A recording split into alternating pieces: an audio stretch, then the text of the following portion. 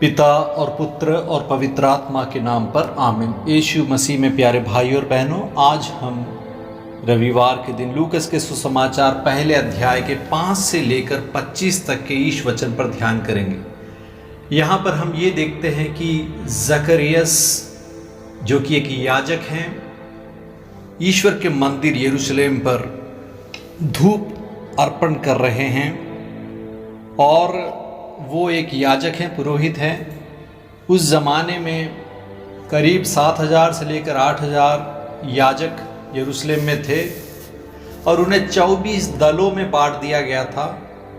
तो इसलिए एक दल में 300 से करीब याजक होते थे और साल में 2 बार हर एक दल को प्रभु के मंदिर में प्रार्थना करने का, धूप अर्पण करने का, सेवा करने का अवसर प्राप्त होता था। और हर एक दल में चूंकि 300 से ज़्यादा याजक होते हैं और सिर्फ एक ही याजक अंदर जा सकता है प्रभु के मंदिर में धूप अर्पण के लिए, तो इसलिए इनका लॉट लिया जाता है और उसके अनुसार जिसे भी चिट्ठी निकलती है वह प्रभु के मंदिर में प्रवेश कर धूप जलाता है। तो जकरियस को उस समय चिट्ठी मिलती है और उसे यह अवसर प्राप्त होता है कि वह एक हफ्ते प्रभु के मंदिर में धूप अर्पण कर सके, धूप जला सके और प्रार्थना कर सके।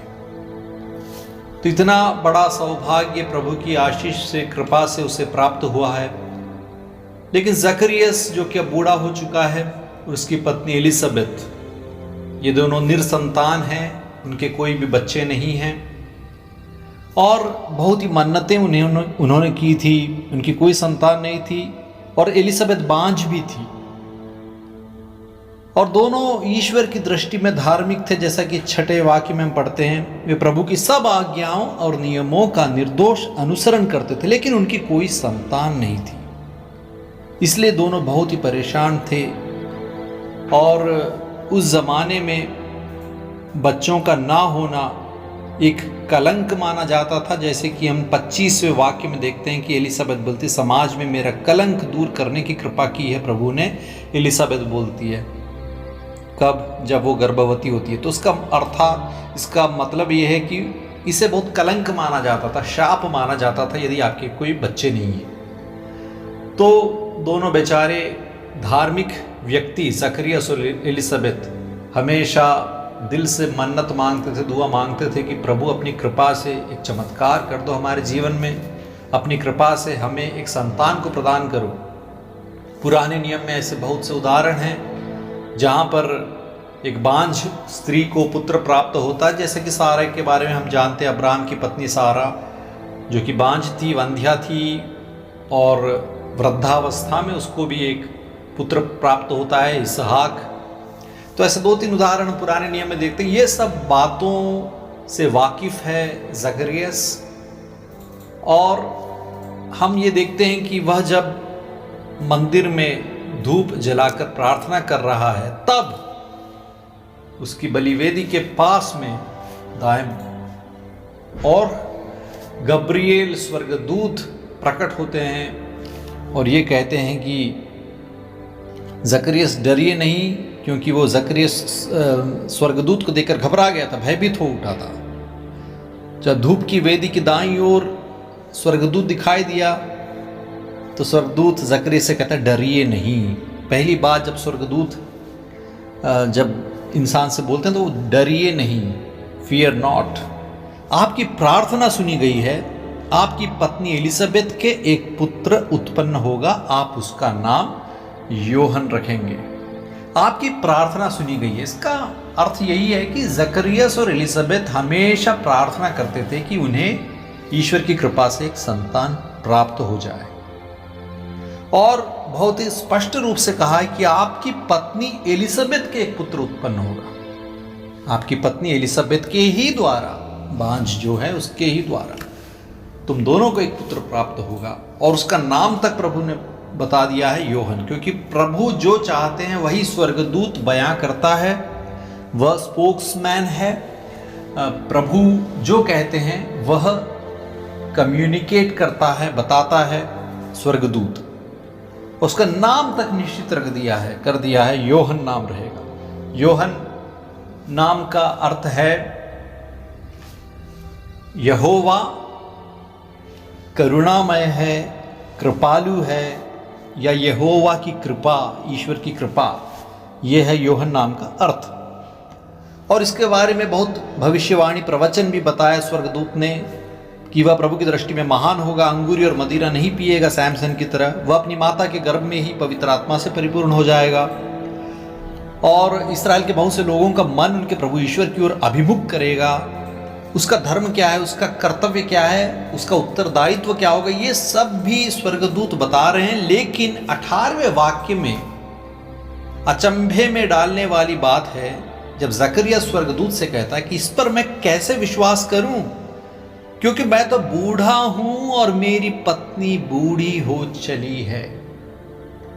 यह बहुत ही आश्चर्यचकित करने वाली एक बात है, इसलिए क्योंकि इतने सालों से जकरियस और एलिसबेथ जो कि धार्मिक व्यक्ति हैं, प्रभु की आज्ञा का पालन करते हैं, जकरियस जो कि याजक है, पुरोहित है, इतना सब होने के बावजूद और इतने सालों से मन्नतें मांग रहे हैं, प्रार्थना कर रहे हैं, पुराने नियम में प्रभु के चमत्कारिक कार्यों के बारे में उन्हें मालूम है, उसके बावजूद वो लोग यकीन नहीं कर रहे हैं। जकरियस यकीन नहीं कर रहा है, विश्वास नहीं कर रहा है और पूछ रहा है कि मैं कैसे विश्वास करूं, कैसे मुझे पता चलेगा, क्योंकि मैं तो बूढ़ा हूं, मेरी पत्नी बूढ़ी हो चली है।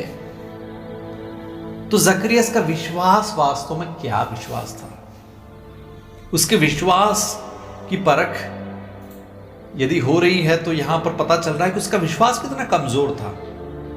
धूप अर्पण कर रहा है मंदिर में, प्रार्थना करता है, तो उसकी प्रार्थना सिर्फ होठों से निकलती है, शायद दिल से नहीं, मन से नहीं।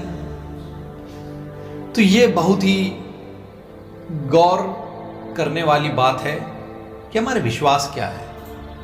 क्या हम भी यांत्रिक तो नहीं बन गए हैं, एक मशीन की तरह प्रार्थनाएं पढ़ते हैं लेकिन दिल में विश्वास नहीं करते? जब इतना बड़ा चमत्कार यहां पर होने जा रहा है और यहां पर वैसे ही स्वर्गदूत आपके सामने आया है, प्रकट होकर कुछ बोल रहा है, वही एक बहुत बड़ी बात है। और इसके बावजूद वो भी प्रभु के मंदिर में ये सब हो रहा है, प्रार्थना करने के वक्त हो रहा है और उस पर वो यकीन नहीं कर रहा है, विश्वास नहीं कर रहा है और वो परेशानी बता रहा है कि मैं बूढ़ा हूं, ऐसा कैसे हो सकता है, मेरी पत्नी बूढ़ी हो चली है। वो जानता है वो वंध्या है, तो ऐसा कैसे होगा? तो फिर इतने सालों तक क्या प्रार्थना की थी, क्यों प्रार्थना की थी?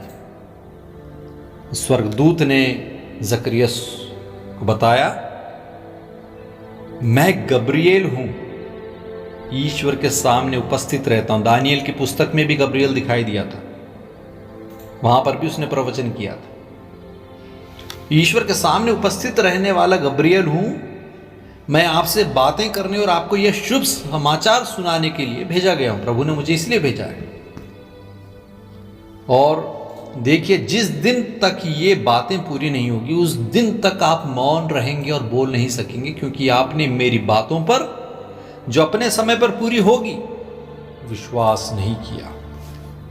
तो विश्वास न करने की सजा जकरियस को मिलती है, क्योंकि जिसे विश्वास करना चाहिए, ऐसे व्यक्ति जिसे कि विश्वास करने की इतनी संभावना है, इतना अवसर मिला है, वैसा व्यक्ति विश्वास करने से पीछे उठ रहा है, प्रभु पर शक कर रहा है। प्रभु के लिए कुछ भी असंभव नहीं है, ये बात जानता है, उसके बावजूद वह विश्वास नहीं कर रहा है। और तब उसे इसका दंड मिलता है, सजा मिलती है कि जब तक पुत्र पैदा नहीं होगा तब तक तुम्हारी जुबान नहीं खुलेगी, तब तक तुम गूंगे हो जाओगे। तो वास्तव में ये सजा भी जकरियस के लिए एक बहुत बड़ा वरदान सिद्ध हुआ, क्योंकि उसके पुत्र योहन के पैदा होने तक 9 महीने तक जकरियस के दिल पर क्या बीती होगी कि एक ऐसा याजक जिसने कि प्रभु के लिए अपने आप को समर्पित किया है, उसने प्रभु पर, प्रभु के वचन पर विश्वास नहीं किया। वह घुट घुट कर जिया होगा और उसने बहुत ही पश्चाताप किया हो, प्रभु की करुणा पर, प्रभु की कृपा पर ध्यान किया, इसके लिए प्रभु को धन्यवाद दिया। क्योंकि हम देखते हैं 24वें वाक्य में, कुछ समय बाद उसकी पत्नी एलिजाबेथ गर्भवती हो गई। उसने 5 महीने तक अपने को यह कहते हुए छिपाए रखा, यह प्रभु का वरदान है, उसने समाज में मेरा कलंक दूर करने की कृपा की है। तो इतना बड़ा चमत्कार जो उनके जीवन में होता है, एलिजाबेथ जिससे कि संभव नहीं था एक माँ बनना, वह माँ बनती है और बुढ़ापे में जकरिया और एलिजाबेथ को एक संतान पैदा होने जा रहा है। तो प्रभु के लिए कुछ भी असंभव नहीं है, इस बात पर हम हमेशा हमें विश्वास करना चाहिए। प्रभु की करुणा और कृपा अगाध है, अथाह है, उस पर हमें विश्वास करना चाहिए। अपार है प्रभु की करुणा, उस पर हमें कभी भी संदेह नहीं करना चाहिए। और जब कभी भी हमने संदेह किया है, हमें उसके लिए पश्चाताप करके ये प्रार्थना करना चाहिए कि प्रभु मेरे विश्वास को बढ़ाइए, increase my faith O Lord, मेरे विश्वास को बढ़ाइए।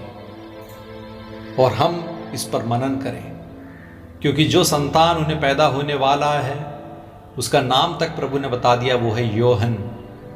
यहोवा का हानून, यहोवा की कृपा, करुणा, यहोवा करुणामय है, कृपा है। उसका नाम ही इतना ज़्यादा हमें ध्यान करना चाहिए, उसका नाम ही बहुत बड़ा सुसमाचार है। उनके जीवन में आनंद का ये एक सुसमाचार उन्हें मिला है, वो ये है कि प्रभु कृपालु हैं, प्रभु करुणामय हैं। आए हम भी इस विषय पर ध्यान करें, प्रभु की कृपा पर, प्रभु की करुणा पर विचार करें, ध्यान करें और अविश्वास नहीं बल्कि विश्वासी बनने की कोशिश करें और प्रभु की कृपा हमें प्राप्त हो। आमीन।